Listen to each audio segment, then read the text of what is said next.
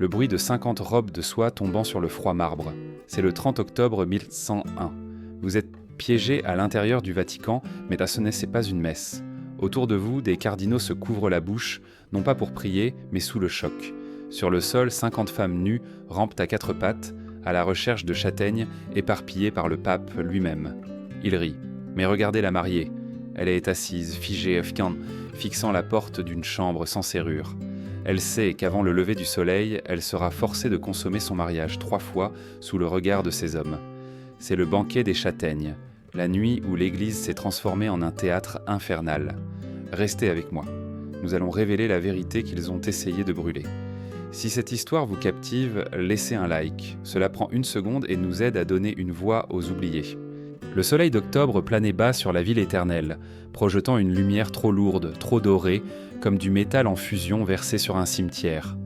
Rome, en 1501, ne sentait pas la sainteté. Elle sentait la boue du Tibre, les corps non lavés et l'odeur douceâtre et suffocante de l'encens brûlé pour masquer la pourriture en dessous. Pour les pèlerins tombant à genoux dans la poussière, c'était le seuil du ciel. Pour l'homme traversant la Porta del Popolo, c'était la gueule ouverte d'une bête. Alfonso d'Este, l'héritier de 25 ans du duché de Ferrare, était assis sur son étalon blanc avec la posture rigide d'un homme face à un peloton d'exécution. Il était beau à la manière de la noblesse d'Italie du Nord, avec des traits acérés et des yeux sombres et intelligents qui étaient actuellement écarquillés par une terreur qu'il s'efforçait de réprimer. Son pourpoint de velours, brodé de l'aigle d'argent de sa maison, ressemblait moins à une parure qu'à un linceul. La foule l'acclamait à son passage. Il jetait des fleurs qui atterrissaient dans le fumier de cheval recouvrant les rues. « Longue vie aux mariés, longue vie à l'alliance !» criait-il. Alfonso ne salua pas. Ses mains gantées serraient les rênes, si fort que le cuir gémissait.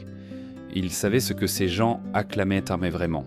Ils n'acclamaient pas un mariage, ils acclamaient la chair fraîche arrivant au Colisée. Tandis que la procession serpentait vers le Vatican, l'ombre massive du château Saint-Ange les recouvrait. Alfonso leva les yeux, son regard irrésistiblement attiré par le palais apostolique, s'élevant comme une falaise contre le ciel assombrissant. Là, à une haute fenêtre cintrée, se tenait une silhouette. C'était une femme.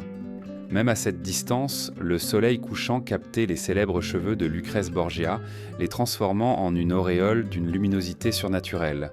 Elle était la plus belle femme de la chrétienté, du moins c'est ce que prétendaient les poètes. Elle avait 21 ans, drapée dans de la soie qui coûtait plus que le travail de toute une vie d'un paysan. Pourtant, elle ne se pencha pas pour saluer son futur mari. Elle ne sourit pas. Elle se tenait immobile comme une statue sculptée dans le chagrin. Alfonso la regarda, transfixé, tandis que sa main montait lentement à sa gorge. Elle frottait la peau à cet endroit, un mouvement répétitif et inconscient. C'était un tic nerveux, un souvenir fantôme. Alfonso sentit un frisson transpercer l'air humide. Il savait ce dont elle se souvenait. Elle se souvenait de la nuit où les hommes de son frère avaient étranglé son deuxième mari dans son lit, tandis qu'elle criait dans la pièce voisine. Elle ne regardait pas un jeune marié, elle regardait le prochain fantôme. Il arracha ses yeux, la bile montant à sa gorge. « Père, pourquoi avez-vous fait ça ?» pensa-t-il, l'amertume ayant un goût de cuivre. Pendant des semaines, Alfonso avait écrit des lettres à son père, le duc de Ferrare. Il avait supplié, il avait imploré, il avait offert de renoncer à son héritage, de devenir moine, de s'exiler. « Ne m'envoyez pas à eux », avait-il écrit. Les Borgia ne se marieront pas. Ils consomment. Mais la réponse de Ferrare avait été froide et pragmatique. Les armées du pape étaient à leurs frontières. Si Alfonso n'épousait pas la fille du pape, Ferrare brûlerait. Il avait été vendu. Il était le prix du sang pour la sécurité de sa ville. La procession traversa le pont. Le Vatican se dressait devant. Ce n'était pas une maison de Dieu, c'était une forteresse militaire déguisée avec des fresques et du marbre. Les gardes suisses se tenaient hand aux gardes à vous, leurs hallebardes étincelantes. C'étaient des hommes massifs, resplendissants dans leurs uniformes jaunes, bleus et rouges, mais il n'y avait aucune sainteté sur leurs visages. Leurs yeux étaient d'effroi, évaluant Alfonso non comme un invité, mais comme une menace potentielle à neutraliser. Ces hommes ne gardèrent pas la foi. Ils gardèrent à la famille criminelle qui avait détourné le trône de Saint-Pierre. Alfonso descendit de cheval. Ses jambes étaient comme de l'eau, mais des siècles d'éducation l'obligeaient à se tenir droit. Il fut conduit à travers des couloirs qui résonnaient qu'en de murmures, devant des cardinaux qui s'inclinaient en rang trop bas, leurs sourires acérés et connaisseurs. Il savait, hein, tout le monde savait. Finalement, les grandes portes de la Sala Regia furent ouvertes. L'odeur de parfum était accablante, assez épaisse pour étouffer. Au fond de la salle était assis le pape Alexandre VI. Rodrigo Borgia avait 69 ans, une montagne d'hommes. Sa chair débordait de ses vêtements, son visage rougi par la vitalité d'un homme qui dévorait la vie à pleine main. Il rayonnait de pouvoir comme une fournaise rayonne de chaleur. « Mon fils !» La voix du pape retentit, joviale et terrifiante. Il écarta largement les bras, un geste qui ressemblait moins à une étreinte qu'à un filet jeté. Alfonso s'agenouilla, embrassant la lourde bague d'émeraude à la main du pape. Mais sa peau se hérissa. Il sentait des yeux sur lui. Pas les yeux du pape. Quelque chose de plus aiguisé, quelque chose de plus mortel. Il leva les yeux et à droite. Debout dans l'ombre du trône papal se trouvait un jeune homme. Il portait du velours noir, simple comparé à l'or du pape, mais il aspirait tout l'air de la pièce. Cesare Borgia, le duc de Valentinois. Il avait 26 ans avec un visage qui aurait pu appartenir à un ange déchu, beau, sombre et totalement dépourvu de pitié. Cesare ne parla pas. Il n'accueillit pas son nouveau beau-frère. Il se tenait simplement là, une main posée négligemment sur la poignée de son épée, l'autre jouant avec une lourde chaîne en or autour de son cou. Et puis il sourit. Ce n'était pas un sourire de bienvenue. C'était un léger plissement des lèvres, amusé et prédateur. C'était le sourire d'un chat qui vient de voir une souris se faufiler dans un coin sans issue. Les yeux de Cesare balayèrent éclore le cou d'Alfonso, l'endroit même que Lucrèce avait touché sur sa propre gorge quelques instants auparavant. Dans ce silence, au milieu de l'or, de l'encens et du pouvoir de Rome, la vérité s'abattit sur Alfonso avec le poids d'une pierre tombale. Le mariage était un mensonge. L'alliance était un mensonge. Il n'était pas un mari. Il n'était qu'un bétail, maintenu en vie seulement tant qu'il était utile, engraissé pour l'abattage qui ne manquerait pas de venir. L'air de la chapelle papale n'était pas de l'air. C'était une soupe d'encens et de chaleur corporelle assez épaisse pour tapisser l'intérieur des poumons d'un homme. Des centaines de bougies crouaient vaciller dans le courant d'air, projetant de longues ombres dansantes sur les murs peints de fresques, où des saints peints regardaient avec un jugement silencieux. Mais ce soir, les saints étaient les seules choses saintes dans la pièce. Alfonso se tenait à l'autel, ses genoux bloqués pour éviter de trembler. Il se sentait petit, diminué par l'opulence écrasante du Vatican. À sa gauche se tenaient les cardinaux, une mer de soif et d'écarlate. C'était un moment surtout des vieillards, avec des visages trôles de cire fondue et des yeux qui dardaient avec l'intelligence aiguë des vipères. Ils ne ressembleront pas à des hommes de Dieu. Ils ressemblaient à des conspirateurs lors d'un procès pour meurtre. Un silence tomba sur la pièce, lourd et soudain. Lucrèce Borgia entra. Elle ne marchait pas, elle glissait propulsée par un mécanisme de devoir plutôt que de volonté. Sa robe était une forteresse de soie dorée, raide de broderie, si lourde qu'elle sifflait contre le marbre. Des colliers de perles étaient entissés dans ses cheveux blonds, brillants comme un clair de lune capturé, et un collier de rubis reposait sur sa gorge. Des pierres rouges posées sur une peau si pâle qu'elle semblait translucide. Elle était à couper le souffle. Elle était le plus beau trophée d'Europe. Mais alors qu'elle atteignait l'autel et se tournait pour faire face à Alfonso, le souffle lui manqua. Il plongea son regard dans ses yeux.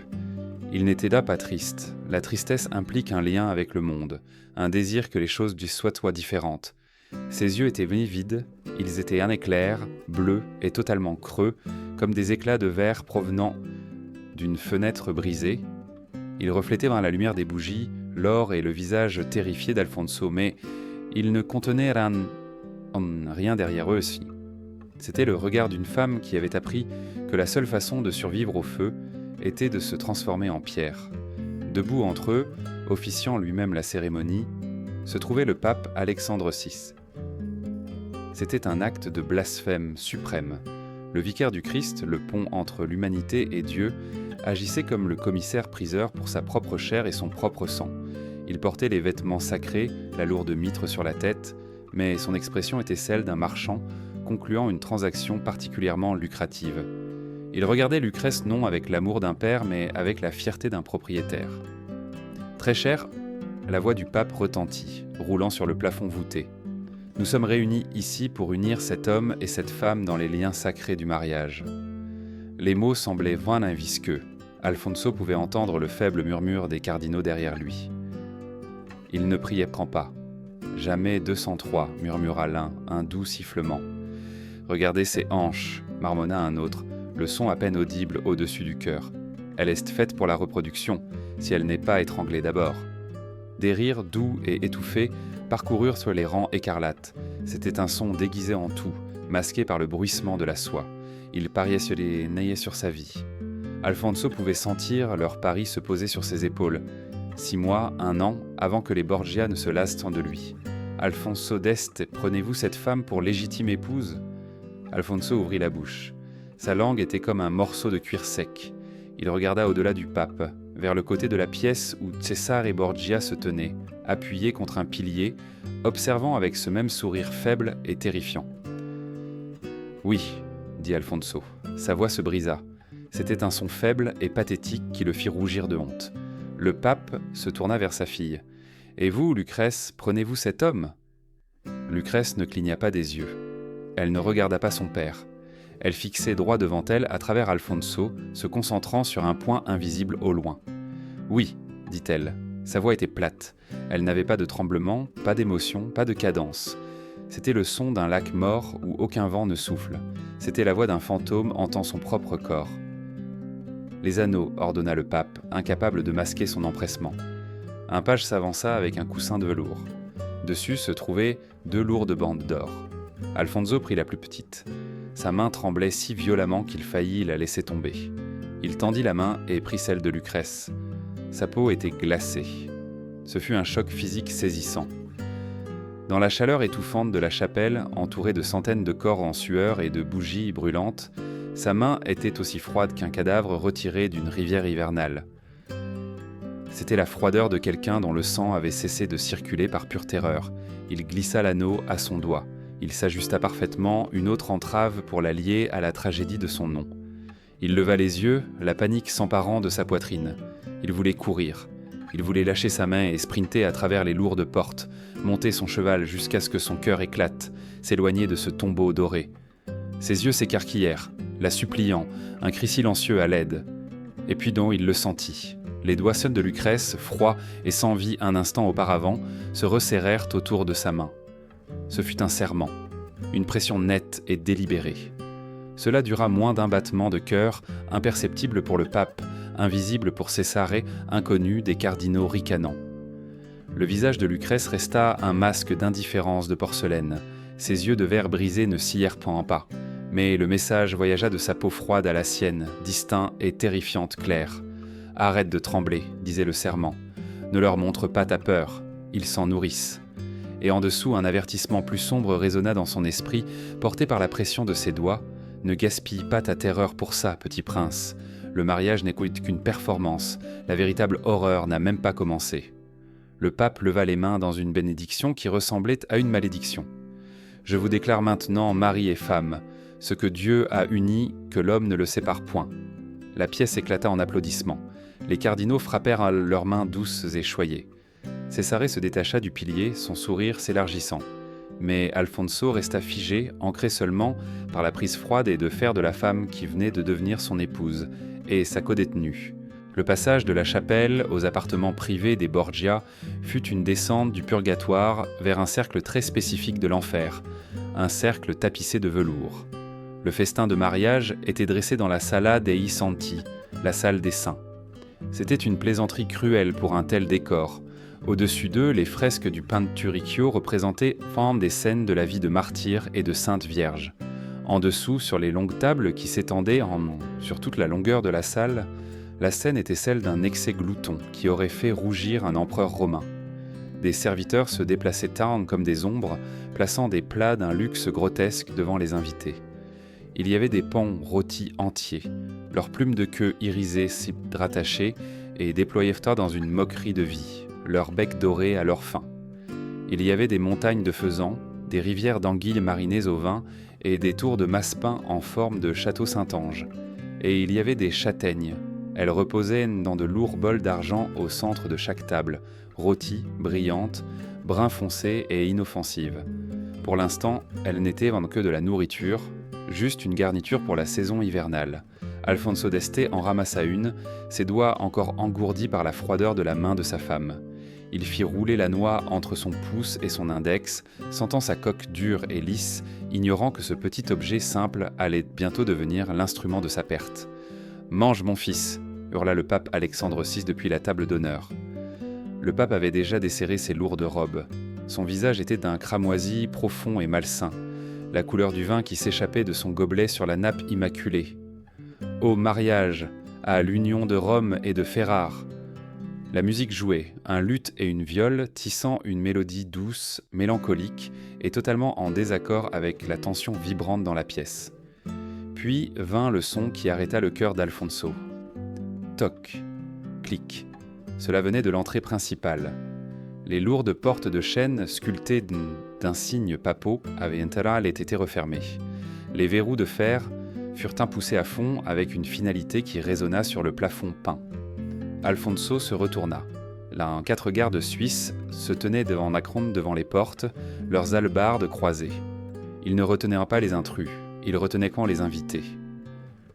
Au signal de Cesare Borgia, une porte latérale s'ouvrit. L'air dans la pièce changea, chargé d'un courant électrique soudain de luxure et de confusion. Les femmes entrèrent, elles étaient 50. Ce n'étaient pas les prostituées ordinaires des rives du Tibre. C'étaient les cortigianes honestes, les courtisanes honnêtes de Rome. C'étaient pas des femmes d'éducation et de grâce, vêtues de robes de damas, cramoisies et de velours émeraude qui rivalisaient avec la tenue des nobles présentes. Elles portaient des bijoux offerts par des évêques et des banquiers. Elles se déplaçaient avec l'élégance exercée des femmes qui savaient que leur valeur était élevée. Parmi elles se trouvait Fiammetta. Elle avait 19 ans, avec des cheveux de la couleur du miel foncé et des yeux qui pétillaient, habituellement d'un esprit vif et cynique. Elle portait une robe bleue profond, le corsage lacé de fils d'argent. Fiammetta était une favorite de la curie romaine. Elle pouvait citer Virgile, jouer du luth et garder les secrets d'un cardinal.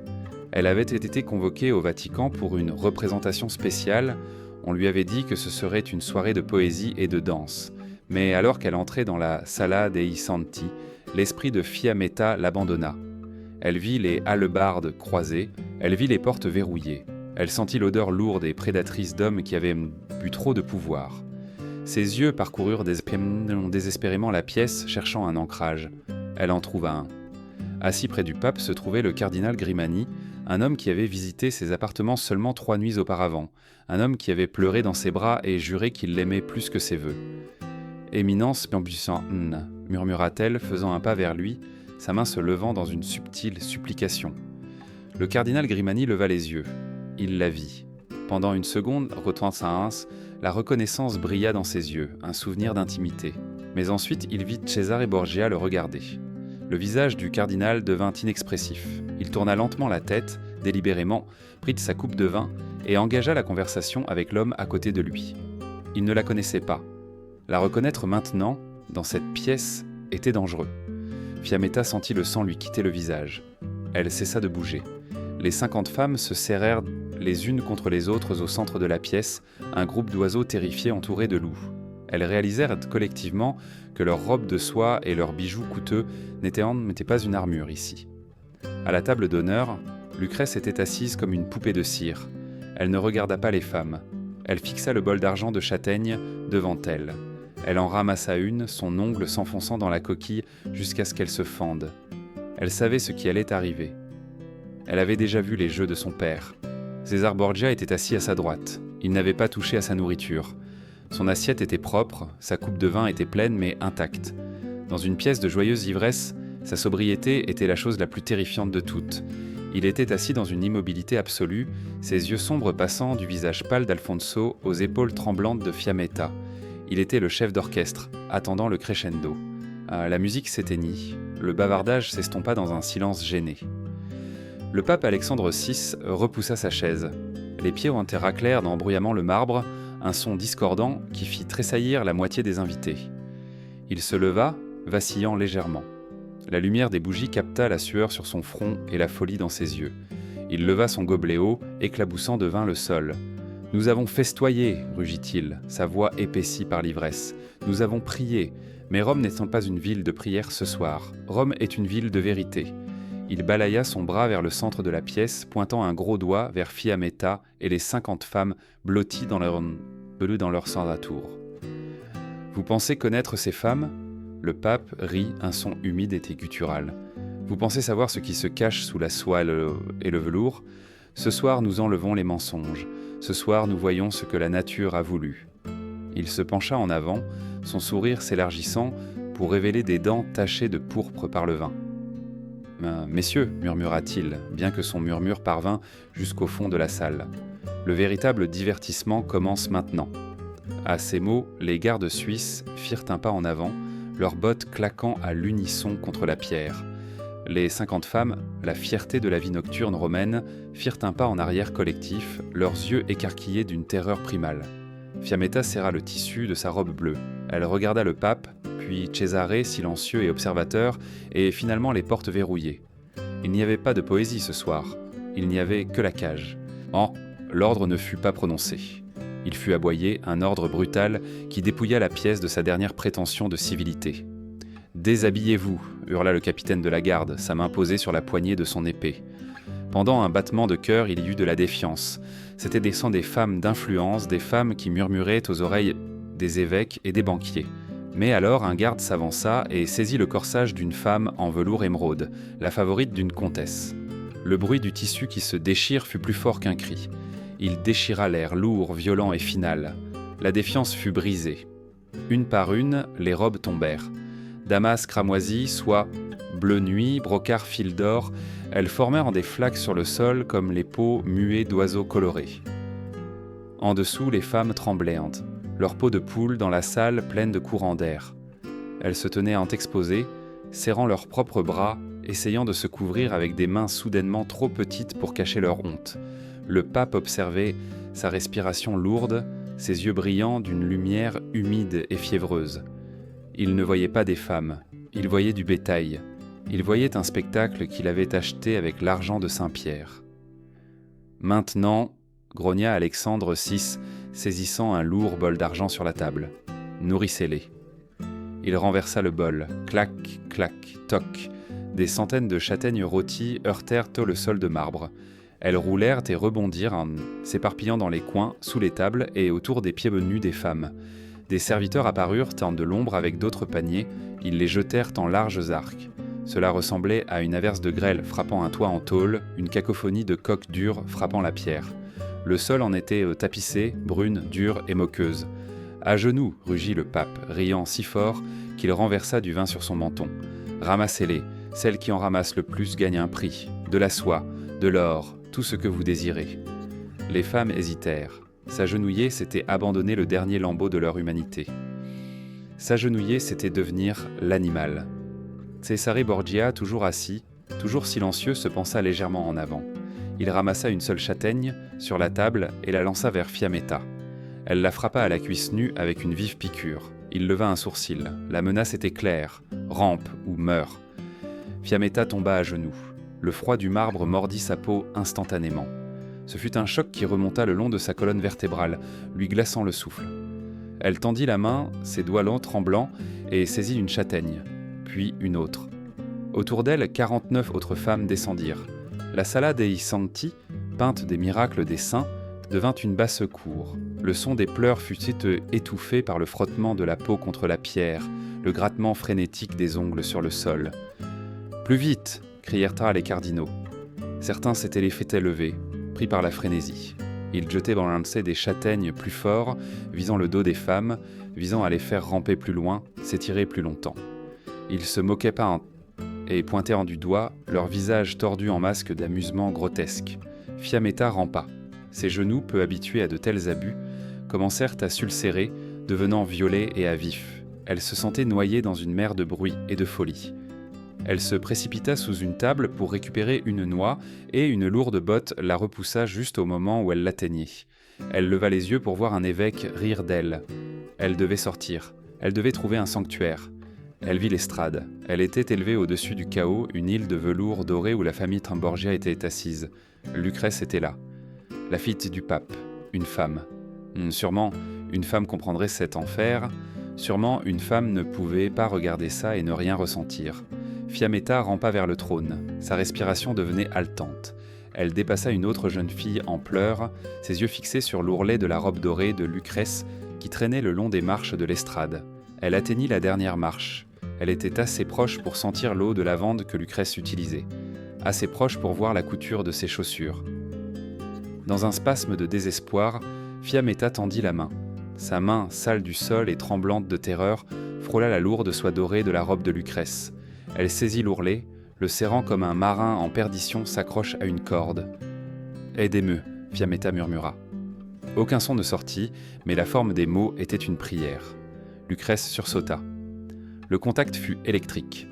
Pendant des heures, Lucrèce avait été une statue, un fantôme dans son propre corps. Mais la sensation physique de la main d'une autre femme, chaude, tremblante, terrifiée, brisa sa dissociation. Elle baissa les yeux. Elle vit Fiammetta. Elle vit les bleus sur ses genoux. Elle vit la terreur pure, animale dans ses yeux. Et pour une fraction de seconde, le masque se fendit. La main de Lucrèce tressaillit. Ses doigts se déplièrent de la coudoir. Elle se pencha en avant, son instinct lui criant de se baisser, de relever cette femme, de la couvrir, de crier à son père d'arrêter.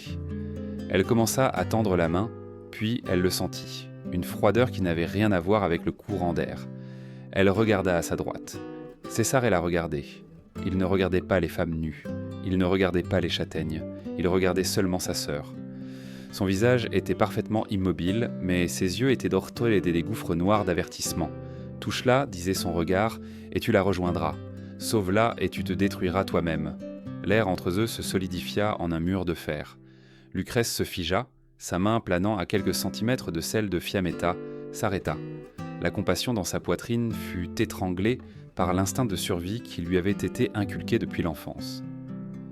Lentement, avec une douleur lancinante, Lucrèce retira sa main. Elle se redressa. Elle lissa la soie de sa robe, retirant l'ourlet de la prise désespérée de Fiammetta. Elle détourna son visage. Fiammetta haleta. Le rejet fut plus douloureux que les ecchymoses. Elle fixa l'espace vide où la main de Lucrèce avait été. L'espoir dans ses yeux vacilla, s'éteignit, puis disparut entièrement, remplacé par un abîme de désespoir absolu. Elle lâcha la robe. Elle baissa la tête. Elle se retourna vers le sol, vers les châtaignes, vers la pierre froide. Lucrèce fixa la fresque sur le mur du fond, son cœur battant contre ses côtes comme un oiseau piégé. Elle réalisa alors, avec une nausée qui la tordait, qu'elle n'était plus seulement une victime. Elle avait fait un choix. En ne faisant rien, en retirant sa main, elle était devenue l'une d'eux. Son silence était maintenant une arme et elle venait de l'utiliser pour porter le coup final. Le silence qui suivit la folie fut pire que le bruit. Les châtaignes avaient été ramassées. Les prix de misérables morceaux de soie et de pacotilles bon marché avaient été jetés aux femmes en pleurs comme des restes aux mendiants. Les 50 courtisanes, y compris Fiammetta, s'étaient retirées au bord de la pièce, blotties dans l'ombre des tapisseries, tirant leurs robes déchirées autour de leur corps meurtri. Elles voulaient repartir. Elles priaient pour être renvoyées. Mais les portes restaient verrouillées. L'air de la Sala dei Santi était vicié, lourd de l'odeur de vin renversé, de sueur et de l'odeur âcre et persistante de la peur. Les bougies avaient brûlé bas, projetant de longues ombres déformées qui semblaient également d'y griffer les murs. Le pape Alexandre VI restait sur son trône. L'effort du « je » l'avait laissé essoufflé, son visage une carte de veine éclatée et de sueur. Il essuya sa bouche du revers de la main, ses yeux balayant la pièce jusqu'à ce qu'il se pose sur la mariée et le marié. « Le divertissement est terminé », annonça le pape. Sa voix n'était plus le rugissement d'un fêtard ivre, c'était le maillet froid et de fer du souverain pontife. Maintenant, le saint devoir doit être accompli. Alfonso d'Este resta figé. Il avait regardé le spectacle des châtaignes, la tête baissée, essayant de préserver un lambeau de dignité en refusant d'en être témoin. Il pensait que le cauchemar était terminé. Il pensait qu'il serait autorisé à emmener sa femme, à se retirer dans une chambre privée et à verrouiller la porte contre cette folie. Il avait tort.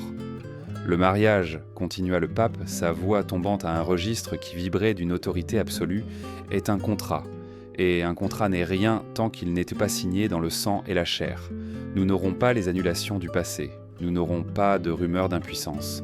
Ce soir, Rome verra. Ce soir, le monde saura que le sang des Borgia s'est véritablement mêlé à la lignée Est. Il pointa un gros doigt vers la chambre attenante. Les portes de la pièce latérale avaient été grandes ouvertes. C'était un espace habituellement réservé à la réception des ambassadeurs, maintenant hâtivement converti en chambre à coucher. Un grand lit, drapé de soie cramoisie, avait été placé au centre. Mais il n'y avait pas de portes à fermer. Les lourds rideaux de velours avaient été attachés avec des cordons dorés. La ligne de vue de la salle de banquet au lit était directe, dégagée et intentionnelle. « Allez !» ordonna le pape. Alfonso se leva. Ses jambes étaient comme du plomb. Il était un prince de Ferrare, élevé selon les codes chevaleresques de l'honneur, à qui on avait enseigné que l'intimité était un acte sacré et privé entre mari et femme. Recevoir l'ordre de se produire comme un étalon reproducteur dans un enclos, c'était une violence qui n'avait pas besoin d'une lame pour tuer. Son visage se vida de toutes couleurs, virant au gris cireux d'un vieil os. Il regarda les cardinaux. Des hommes d'église, des hommes de Dieu. Sûrement l'un d'eux s'y opposerait. Sûrement le cardinal Grimani ou les autres diraient que cela allait trop loin. Mais les cardinaux se contentèrent de remplir leur coupe de vin. Ils se décalèrent ensemble dans leurs chaises bâties pour mieux voir. Ils étaient semblaient les témoins. Selon le droit canonique tordu des Borgia, leur voyeurisme était une nécessité légale. La consommation devait être prouvée irrévocable. Alfonso regarda Cesare. Le duc de Valentinois s'était levé de son siège. Il marcha lentement vers le couple, ses bottes claquant rythmiquement sur le sol de pierre. Il s'arrêta devant Alfonso. La différence de taille était négligeable, mais Cesare semblait dominer le prince, sa présence engloutissant la lumière. La main de Cesare se porta à sa ceinture. Avec un sifflement lent et métallique qui déchira le silence, il dégaina son épée. Ce n'était pas une menace de mort immédiate. C'était un symbole de contrôle total. Il tenait la lame lâchement, la pointe reposant sur le sol de marbre entre les pieds bruns d'Alfonso. « Comprenez-vous la loi, frère ?» demanda Cesare doucement. Sa voix était cultivée, douce et terrifiante. « Si vous échouez ce soir, vous retournez à Ferrare dans un cercueil. Si vous réussissez, vous liez les armées de votre père aux nôtres pour toujours. » Alfonso déglutit. « Je comprends, murmura-t-il. « Bien. » dit Cesare.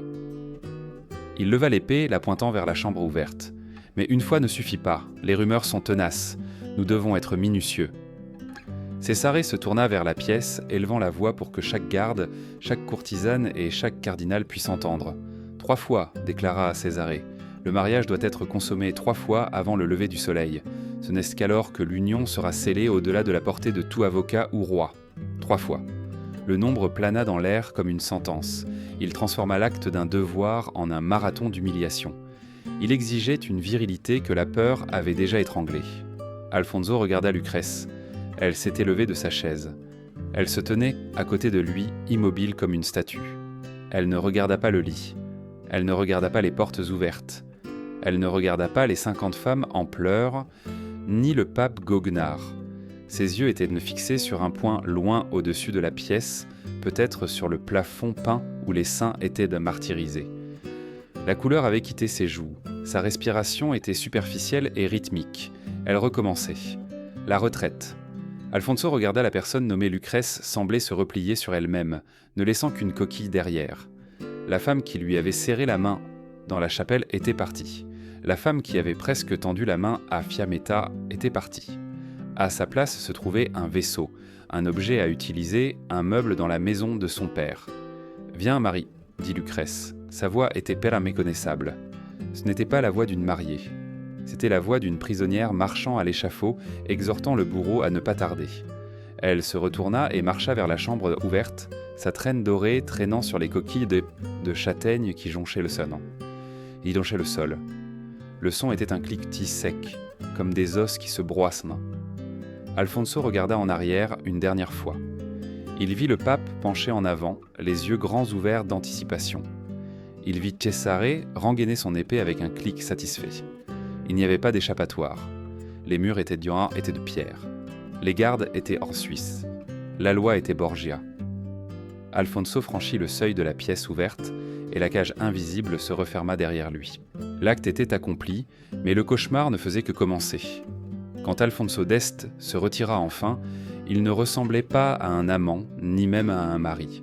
Il ressemblait à un homme qui venait de survivre à un naufrage, échoué sur une plage qu'il ne reconnaissait pas, tremblant et brisé.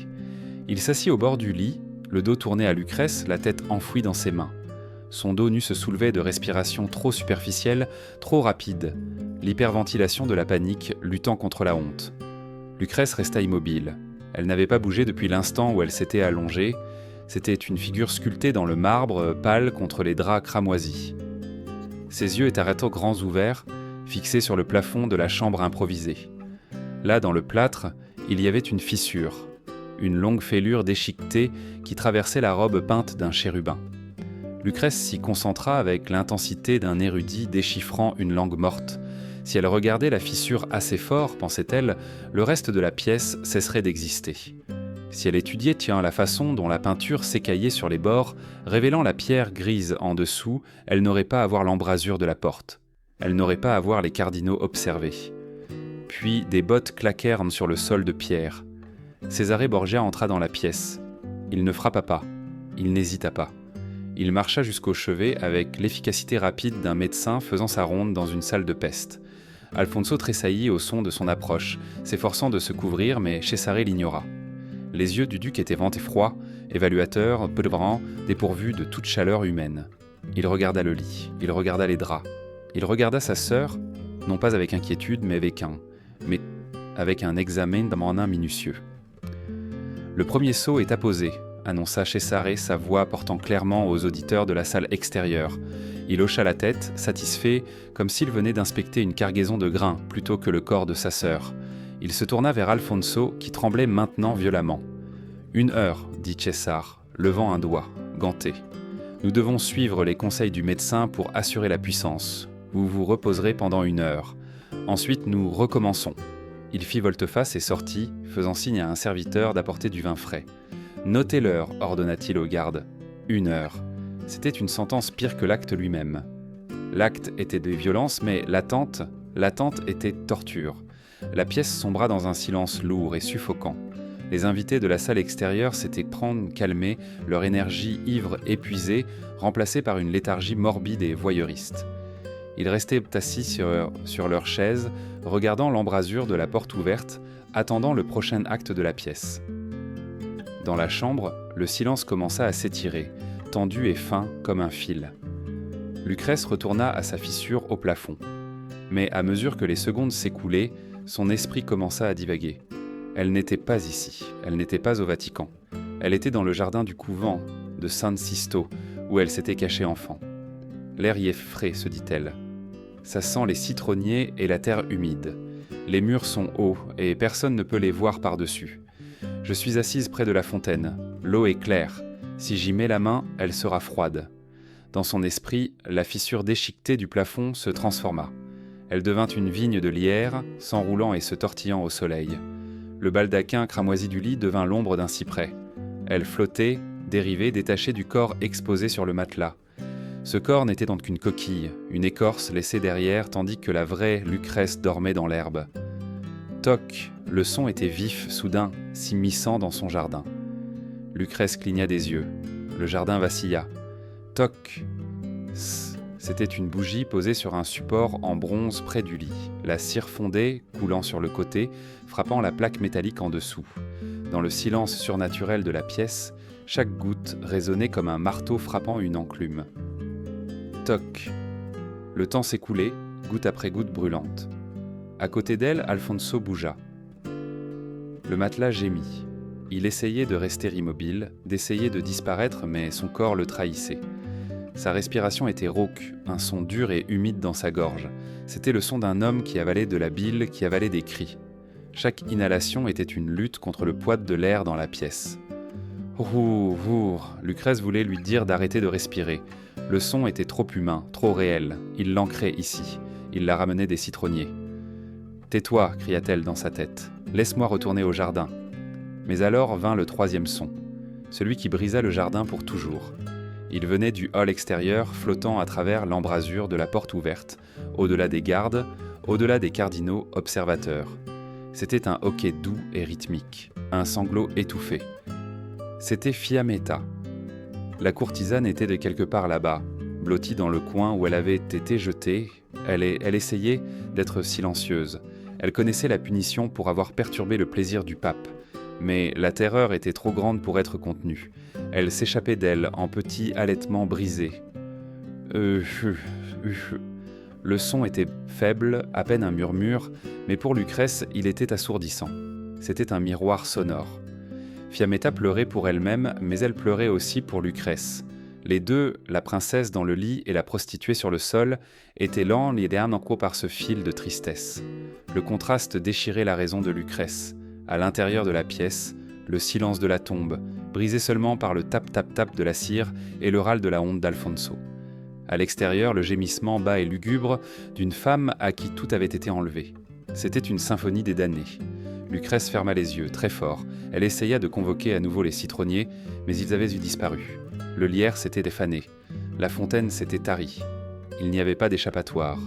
Les sons s'insinuant dans son crâne. Toc. Ouh. Elle sentit un cri monter dans sa poitrine, une chose primale qui voulait s'arracher et briser le verre, le plafond, le monde. Mais elle l'avala jusqu'à ce qu'il reste comme une pierre dans son estomac, lourd et froid. 15 minutes, un garde cria depuis l'obscurité. Alfonso frissonna. Le cadre du lit trembla. Lucrèce ouvrit les yeux. La fissure au plafond n'était qu'une fissure à nouveau. La peinture s'écaillait. La pierre était eau grise. Elle resta immobile, écoutant la cire égrener les secondes de sa vie, attendant que l'heure sonne, attendant le retour du monstre. Le soleil ne se leva pas sur le Vatican. Il ne fit que saigner dans le ciel. Une lumière grise et maladive filtrait à travers les hautes fenêtres cintrées des appartements Borgia, touchant les débris de la nuit avec une froide indifférence. Elle balaya le vin renversé qui avait séché en flaques pourpres et collantes sur le marbre. Elle illumina les montagnes de coquilles, de châtaignes, éparpillées comme les os de petits animaux après un festin. Dans la chambre attenante, le troisième acte était terminé. Il n'y eut aucune fanfare. Il n'y eut aucun applaudissement des cardinaux dans la salle extérieure. La plupart des princes de l'Église avaient succombé au vin et aux heures. Ils étaient affalés dans leurs chaises de velours, donc la bouche ouverte, ronflant doucement, leurs robes énormes rouges s'amoncelant autour d'eux comme des flaques de sang. Ils semblaient, les petits à la lumière du jour, dépouillés de leurs menaces nocturnes, réduits à de vieux hommes dormant dans une pièce qui sentait le vice-France. Alfonso d'Este était assis au bord du lit. Il était entièrement habillé maintenant, bien que ses doigts aient si mal manipulé les lacets de son pourpoint, qu'un serviteur avait dû intervenir pour le terminer. Il fixait le sol, les yeux cernés de rouge et creux. Quelque chose d'essentiel s'était brisé en lui. Ce n'était pas seulement sa fierté, c'était la conviction fondamentale qu'il était un bon homme d'action. Il réalisa, avec une clarté plus douloureuse que les humiliations de la nuit, qu'il n'en parlerait jamais. Il ramènerait ce silence à Ferrare. Il le laisserait pourrir dans ses entrailles. Il regarderait sa femme et ne verrait que le témoin de sa destruction. Il était vivant, mais il n'était plus l'homme qui avait traversé les portes de Rome la veille. Cet homme était mort dans ce lit. Cesare Borgia se tenait près de la fenêtre, regardant la ville qui s'éveillait. Il avait l'air remarquablement frais, comme s'il s'était nourri de l'énergie que les autres avaient perdue. Il se retourna, sa silhouette nette contre la lumière du matin. « C'est terminé, dit César. » Il n'éleva pas la voix, mais les mots la traversèrent la pièce. « Le mariage est scellé, continua-t-il, s'approchant de la table où un scribe avait méticuleusement enregistré les heures. Cesare jeta un coup d'œil au parchemin, hocha la tête et puis regarda Alfonso. « Vous pouvez retourner dans vos appartements, mon frère. Dormez bien. Vous avez rendu un grand service à Rome. » C'était un renvoi. L'outil avait servi son but et pouvait maintenant être remis dans sa boîte. Alfonso se leva. Il vacilla légèrement. Sans un mot à César et sans un regard à Lucrèce, il sortit. Il se déplaçait comme un fantôme, enjambant prudemment la forme endormie d'un évêque, et disparut dans le couloir. Lucrèce resta. Elle était assise au bord du lit cramoisi, ses mains posées sur ses genoux. La lumière du matin frappait son visage, révélant les cernes sous ses yeux, mais elle ne semblait pas brisée. Elle semblait vidée, raclée à vif. Lentement, elle se leva. Ses jambes lui semblaient lourdes, mais elle la soutenait, chante. Elle marcha jusqu'à la bassine d'eau dans le coin et se lava le visage. L'eau était froide.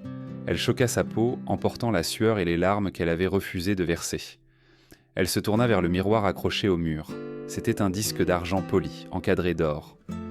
Elle regarda son reflet. La femme qui la fixait était Lucrèce Borgia. Et pourtant, c'était une étrangère. La jeune fille qui avait tremblé dans la chapelle était partie. La jeune fille qui avait imaginé des citronniers pour échapper à la douleur était partie. La femme dans le miroir avait des yeux de silex, durs, gris et capables de faire jaillir des étincelles. Elle commença à s'habiller, elle refusa l'aide de la servante qui somnolait dans le coin. Lucrèce serra les lacets de son corsage, se liant dans son armure de soie et d'or. Elle lissa ses cheveux, elle ajusta son collier. Elle se tourna pour partir. Pour quitter la pièce, elle devait traverser la salle de banquet. Elle devait traverser la scène du crime. Lucrèce franchit le seuil. La pièce était un cimetière de dignité. Elle vit les cardinaux endormis. Elle vit les gardes suisses, stoïques et impassibles, la regardant passer. Et puis, elle vit le sol. Il était couvert de coquines de châtaignes. Des milliers d'entre elles. Dans la lumière grise, elles semblaient déchiquetées et coupantes. Lucrèce s'arrêta. Près du pied d'une table, elle vit une ombre. Pendant un battement de cœur, elle ressemblait à une femme en robe bleue, blottie sur le sol, pleurant. Elle ressemblait à Fiametta. Lucrèce cligna des yeux, l'ombre se résolut. Ce n'était qu'un tas de manteaux de velours jetés. Fiametta et les autres femmes avaient été chassées, il y a des heures, renvoyées dans les rues avec leur bleu et leur honte. Mais le fantôme demeurait. Lucrèce pouvait sentir le poids fantôme de la main de Fiametta sur son ourlet. Elle pouvait entendre l'écho de ce sanglot étouffé. Lucrèce baissa les yeux vers ses pieds. Directement sur son chemin gisait une seule, grande coquille de châtaigne. Elle était brune et dure, un vestige du jeu qui avait transformé des êtres humains en animaux. L'ancienne Lucrèce l'aurait contournée. L'ancienne Lucrèce aurait avancé délicatement à travers les débris, prenant soin de ne pas déranger le désordre que son père avait créé. La nouvelle Lucrèce ne la contourna pas. Elle recula son pied et la frappa. Elle glissa sur le sol de marbre avec un son sec et creux, clac, clac, clac, jusqu'à ce qu'elle frappe le mur et disparaisse dans les ombres. Elle leva les yeux, le menton haut. Elle regarda le pape endormi, affalé sur son trône avec des taches de vin sur sa poitrine. Elle regarda César, silencieux et vigilant. « Je suis toujours là », murmura-t-elle. Les mots étaient à peine audibles, perdus dans le vaste plafond voûté de la pièce, mais pour Lucrèce, ils résonnèrent comme un coup de tonnerre.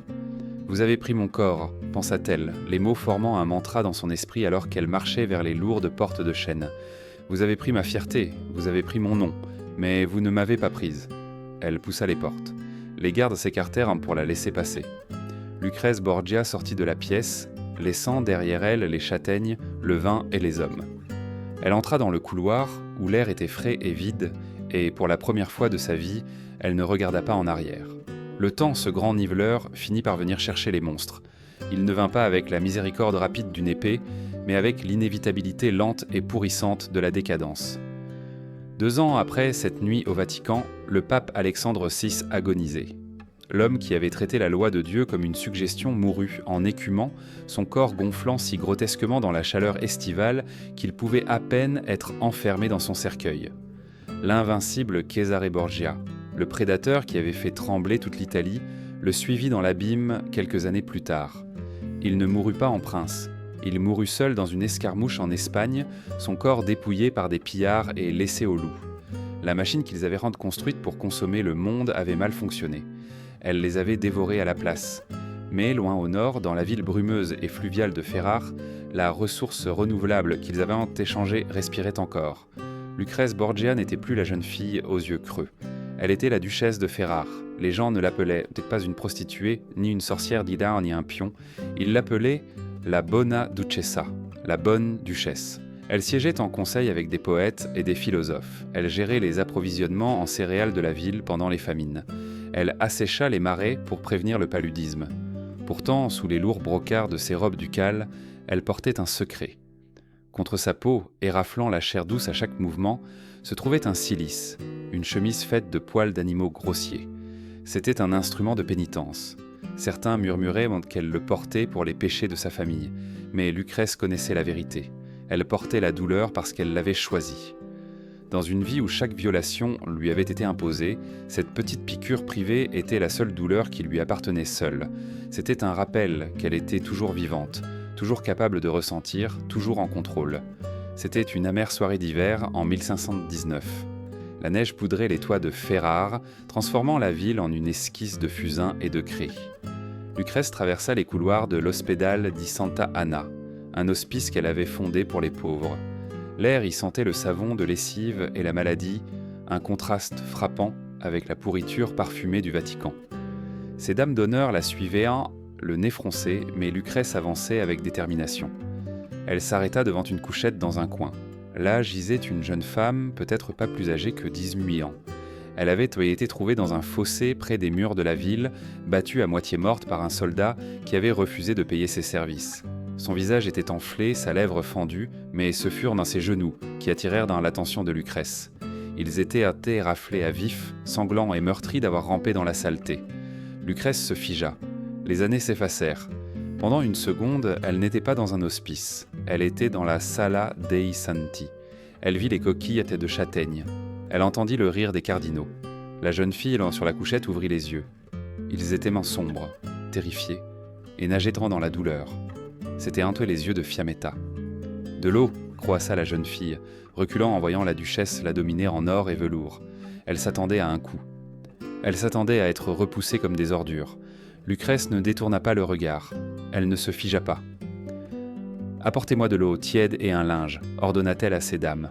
Sa voix était d'acier. « Votre grâce », murmura l'une des dames, scandalisée. « Laissez les nonnes s'en occuper. Elle est impure. » J'ai dit...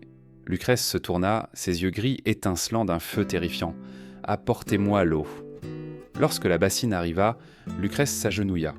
Elle abîma sa robe de soie sur le sol sale, sans hésiter. Elle trempa le linge dans l'eau et commença à essuyer délicatement le sang des genoux meurtris de la jeune fille. Ses mains, jadis froides comme de la glace dans la chapelle papale, étaient jantes fermes et chaudes.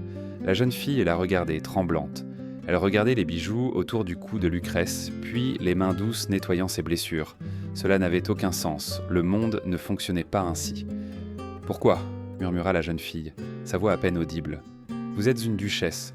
Je ne suis... rien. Pourquoi feriez-vous cela pour moi ?» Lucrèce fit une pause. Le linge planait au-dessus d'une coupure particulièrement profonde. Elle regarda la jeune fille, la regarda vraiment, et vit le fantôme de la femme qu'elle avait laissé tomber 18 ans auparavant. Elle vit la main tendant vers un ourlet qui avait été retiré. « Parce que je me souviens, » dit Lucrèce doucement. Le souvenir du Vatican s'estompa, remplacé par la réalité de l'hospice. « Parce qu'une fois, sur un sol de marbre, j'ai vu une femme tomber et je ne l'ai pas aidée. Je l'ai laissée ramper parce que j'avais peur. » Elle essorra l'eau du linge, les gouttelettes rouges tombant dans la bassine.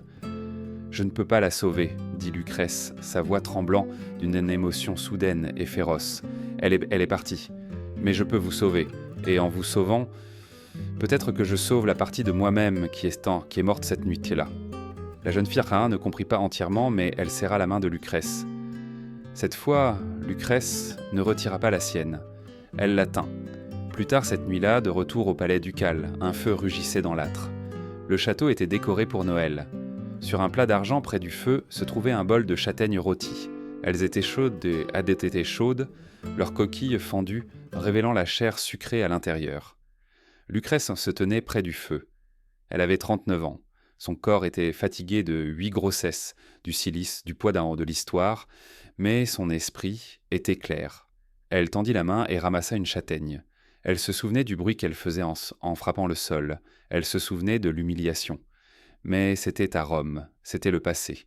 Ici, dans la vie qu'elle avait construite à partir des cendres, une châtaigne n'était qu'une noix. Elle enleva la coquille. Elle porta la chair à sa bouche et mâcha.